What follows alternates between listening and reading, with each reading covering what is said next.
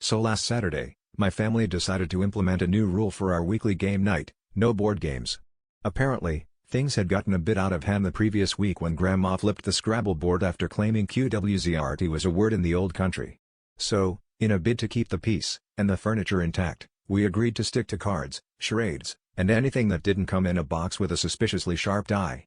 Nobody objected, well, except for my cousin Jake, who brought 3 different variations of Uno in a competitive spirit that could curdle milk. The evening started off pretty tame.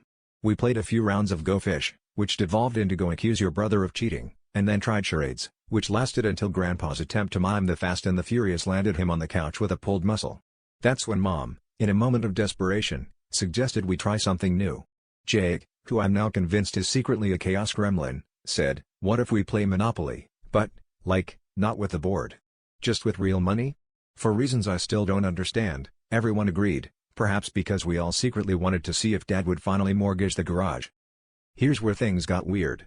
As we were gathering up spare change and a few crumpled bills from around the house, my sister's pet squirrel, Mr. Nutters, scurried onto the coffee table.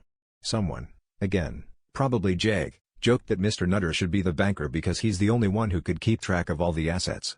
Before I knew it, we had fashioned a tiny visor out of a Monopoly chance card, and Mr. Nutters was sitting next to the pile of cash, looking more competent than our usual banker, Uncle Steve, whose only financial advice is always buy Baltic Avenue because it's purple. So there we were, playing Monopoly with real money, a squirrel in a visor as the banker, and a family full of questionable decision-makers.